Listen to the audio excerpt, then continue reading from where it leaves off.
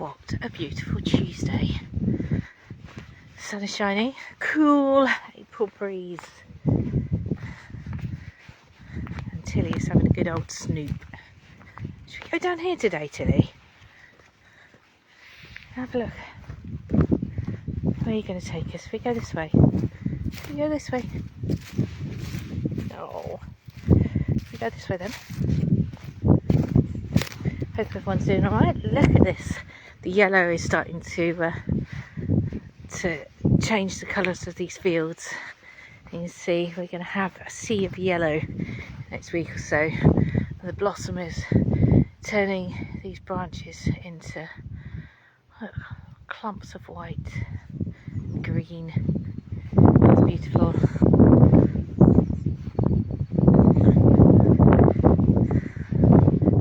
If you could hear the bumblebee buzzing around. I hope everybody's doing okay. It's the Easter break here in Norfolk, and Poppy and Pete are in France. They're going to go and visit some relatives in the south. So they've been in Paris for a couple of days, and they're getting the train southwards today, which Poppy's doing. I'm so proud of her. She's doing so well, considering she's quite anxious about this kind of stuff. She suffers from anxiety with her as part of her neurodivergency presents itself, and her autism presents itself.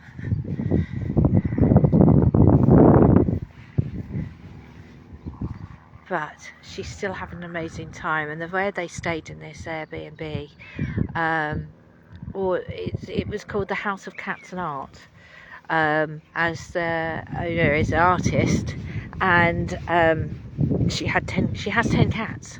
So for Poppy, being massively overwhelmed and wanting to explore, but then by the end of the day being exhausted and being overwhelmed by so many people, she was able to come back and be surrounded by her favourite animal in the whole wide world, pussycats, and them all wanting to give her love and sit with her and get strokes and everything else. So it has just been like the best for her to be able to enjoy and cope with the fact that she had been feeling overwhelmed, and then being able to go back to a safe space and be sort of just calmed and soothed by all these cats.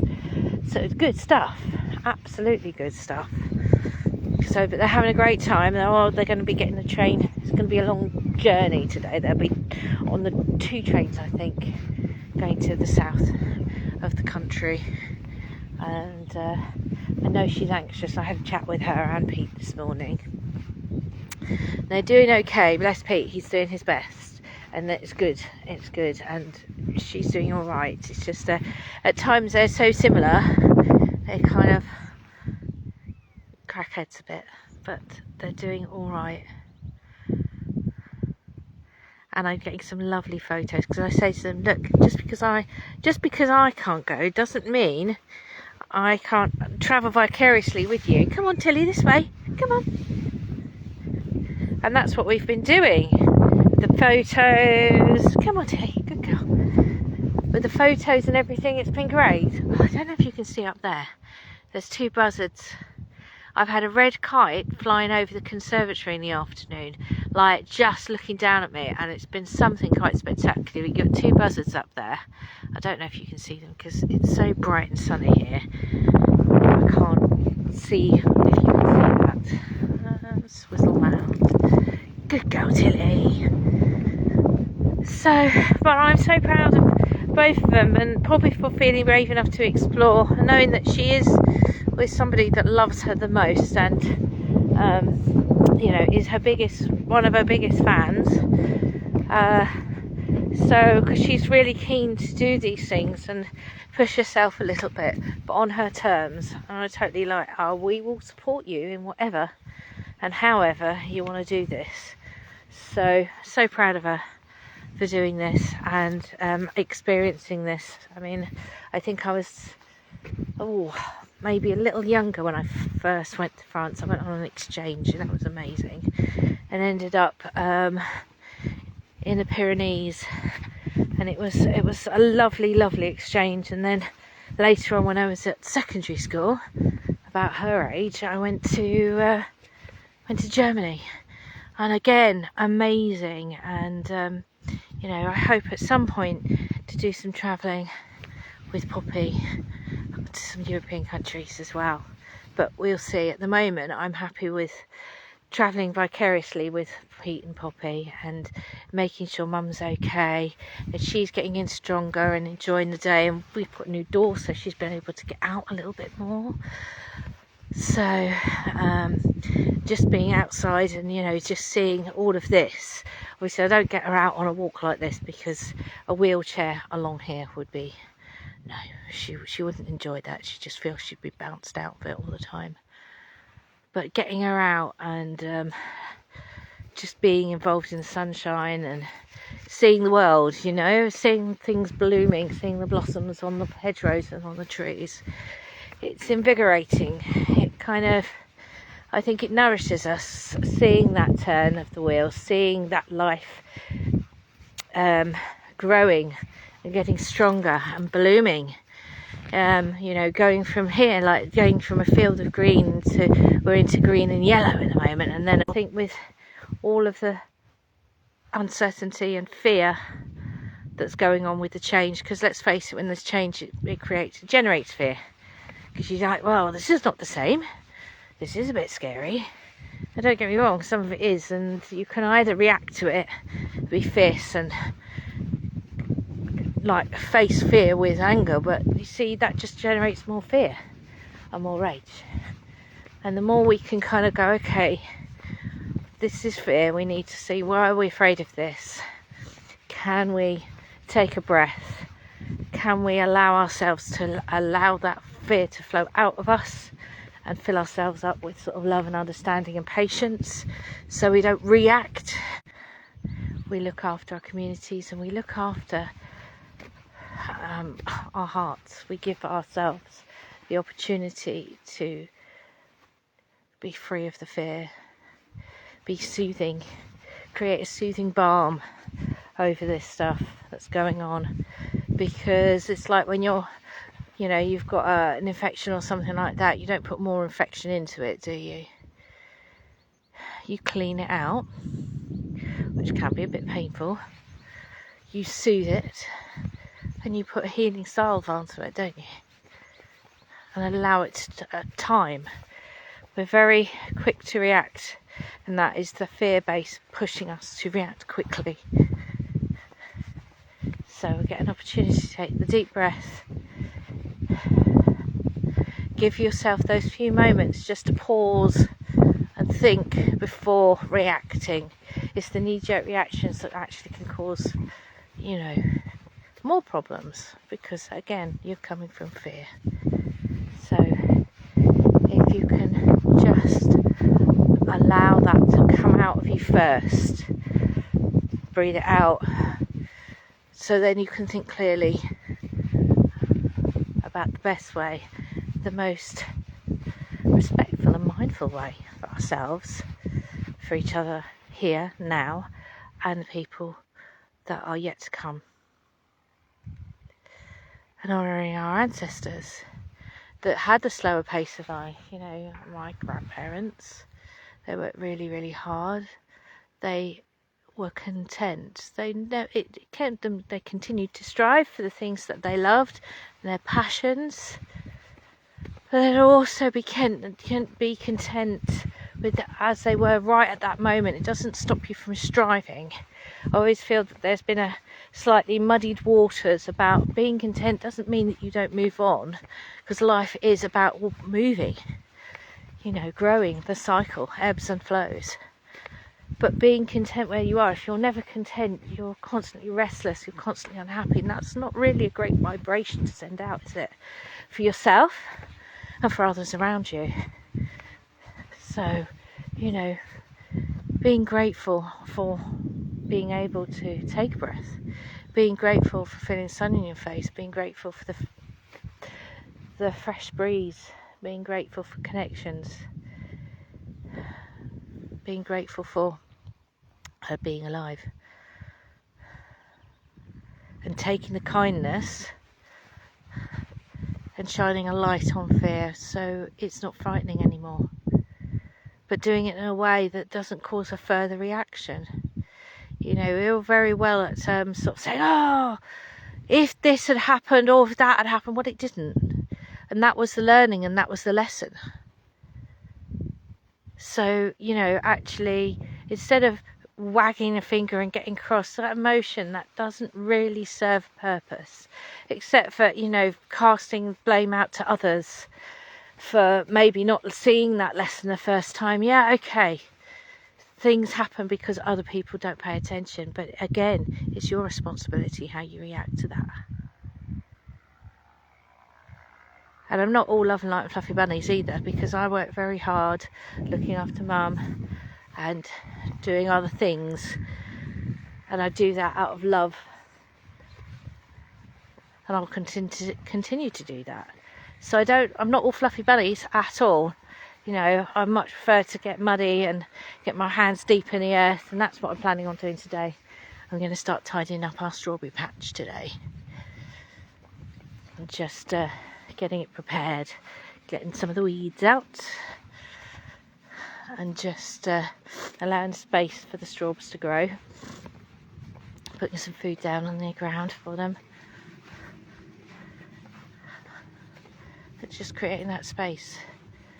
And doing something like that, obviously, it nourishes the earth, and the earth nourishes me. You know, there's microbes in the earth that recover, nourish us as human beings, that if you're down or stressed, it has microbes in it that generate the good stuff in us, those positive hormones in us, so we can deal with more things. You know, I think of my grandparents were always gardening, and it was one of those things, one, working together and having that you know, connection with each other and their families, but also, you know, just like I say, you take the pace. I've seen there's too much rushing, so it doesn't give us an opportunity to really look around.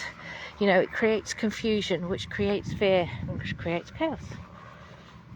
There's nothing wrong with a bit of chaos, because things need to shift and change.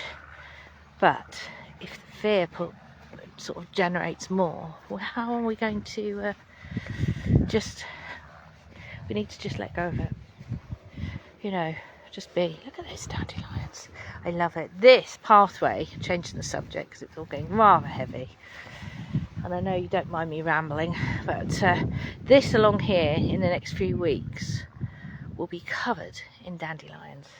I love this bit of the pathway. I do, don't I, Tilly? Just having a good sleep. Yeah.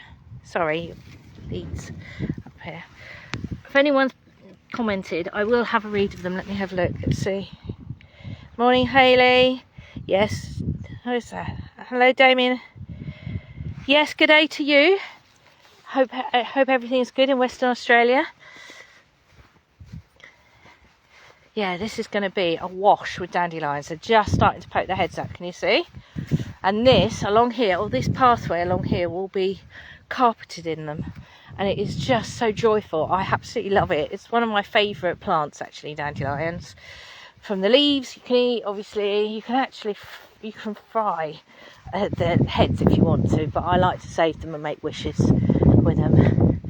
But you've got also the leaves you can put in salad or make a pesto, and the roots are really good to make a coffee. You can dry and grind them up.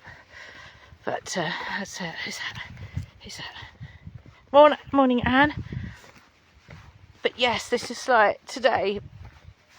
I can see the little purples coming out as well. Look at those! Can you see them? I don't know. And the carpet of primroses along here.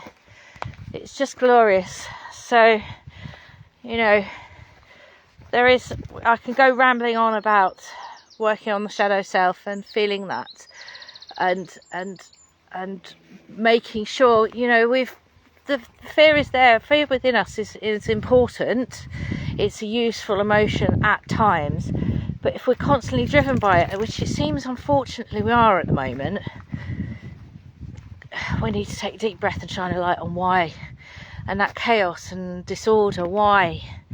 You know, things are changing. think it's inevitable. I think for a long time there's been this almost human need to keep everything the same, and actually if we follow nature there is always a similarity to the seasons and to everything else, but they're changing because of, unfortunately, the need we have for things. Do we need them? Yes, some of them we do, some not so much, but the greed, the greed the human has generated, unfortunately, shifts and changes things, which has an effect on every living thing. Where here, what we can do is make our step lighter, be a little bit more mindful, take the time, do slightly less. Do we need all these things? Getting a connection with what's really important, which is this beautiful land that we walk upon, the connections with others, all life, like a dog there, like our cats, like the birds in the trees, like the humans that we care about, and even the humans we don't know, because it's about being our authentic self, but also being that self that is, if we've done something that isn't so great, that we put our hands up to it and go, you know what, I'm not past the blame. Yeah, I made a mistake, I'm sorry. The sooner you can do that, that's this, and you're honest with yourself and other people around you, gosh, how good is that? Because more people trust you and you're showing your integrity, without look at me, I'm showing you my integrity. It's about understanding and allowing, with our kids, as I say, I'm super proud of Poppy, but I know, she watches stuff on the internet that I wouldn't really be. Most of the time she's pretty good, and if it's something that bothers her, she'll talk to me about it. But it's about the common respect and kindness, which a lot of them do have, but it's been almost like oh no, I don't want to do that, it's a bit uncool, where we need to just be and lead by example, by shining that loving light, by being that, and walking with honour and integrity, and doing it with love and humour, but with strength. If we have respect for somebody, it's not fear, is it? Respect is different, and respect is something that we have to instill in ourselves. It's like, I think about Poppy's school, that before she arrived it was in special measures, and then they had a new head who kind of was the new broom and was generating respect by making sure the children wore their uniforms and looked good and felt smart in them, so they were part of something that was good, inclusive. I mean, the first time we went there for like an open evening, they have this most amazing inclusive wall mural in one of the main hallways, and inclusive of all orientations, and it was so beautiful to say, to look, everybody will be treated with love and respect, and treating this place with respect as a hall of education, of understanding, because not only are these teachers who are doing an amazing job and working so hard, they're doing an incredible job, really, and they're working so hard, so they're also generating respect. And I know Poppy absolutely loves her teachers. She's fully engaged with them, and when she's had trouble or something's triggered her, like they were doing, they do it's PHSE, which is kind of the I call it the humanities, the SEDGE education, and computers, safety, and that kind of the life skill stuff. They were talking about loneliness and depression, and which can lead to suicide and self-harming, which sadly, which was Kira's birthday yesterday, but Kira was a beautiful soul who was trans, and she was so lovely, but she was autistic and depressed, and her mental health, unfortunately, she felt there was just, she said to me, few weeks before she died, my brain's broken and I don't know what to do. And she was so loving and so funny and clever, but when she took her life, obviously you can imagine the trauma it's had on all of us, and Pete and I finding her and what that meant and what it meant for Poppy, because she absolutely loves her siblings, so absolutely loves them to bits, absolutely, and wants to engage with them. And she was devastated, and she didn't quite know how to vocalise it. There was an amazing children's charity called Nelson's Journey around here that had a child counsellor spend about 6 or 8 sessions with Poppy, and well, anyway, they were amazing. There was lots to it, but it meant that most of the time she'll cope with it and we'll talk if something triggers it. But obviously that particular lesson about loneliness, mental health, and what that can cause triggered Poppy. And with her autism as well, she gets totally riddled with anxiousness or anxiety, and she doesn't want to leave because she's worried people are going to talk about her when she leaves. But she's getting more and more anxious and more stressed and more upset and doesn't really know what to do. So she's kind of having a private meltdown where her meltdowns is she retreats within her. She just becomes even more silent. So anyway, she draws it out, but obviously her teacher at that particular, most of her teachers at her school know Poppy's history and what's going on with her, and this particular teacher didn't. So when he came across one of her drawings, which could be, it was quite disturbing, I got a phone call from the school and they talked to me about it and said, look, we understand and we have let the teacher know about Poppy's history, and but we wanted to let you know just in case, you know, Poppy is still triggered by it when she gets home, if she needs to talk about it. And again, that loving respect. So I have to say, I mean, her school, we're very lucky. Her school have been absolutely astoundingly fantastic about supporting her and supporting us. And like I say, she's engaged in the school, and she loves her lessons. She's, you know, she gets home, she wants to finish her homework and get it sorted. So it's an amazing thing. So I'm so proud of Poppy for doing that. But going back on that roundabout journey that I've taken you on, that long path about respect, and the school has generated that wealth of respect about themselves, about the students, about the school itself. And that's the sort of stuff that is really, really important, I believe. Really, really important to educate ourselves and our children on that respect, stepping away from the fear, respect and understanding, because with respect and understand to as much as we can ourselves, but respect and feel that love in light, and that love is actually one of the biggest strengths that we can have, then things will get better. But this is a turning point. It's needed to get terrible, unfortunately, for it to get better. And people are talking about things like the incel and all that kind of stuff, which again generates fear. But what we need to do is look at this with integrity and strength and find solution instead of pointing the finger at blames. See what it is and say, well, no, this will not hold fear for us. Anyway, I'm almost at the end of the walk. There's a lot of cyclists down there. I'm almost at the end of the walk and I'm onto the road in a minute, so I'm going to say goodbye at Oceans of Love. Have a wonderful Tuesday, as I have been rambling. Be well. Send that love out with love, honour and respect and integrity. Walk this beautiful land. Feel the connection with this land and our ancestors and the souls that come after us. That ebb and flow of life.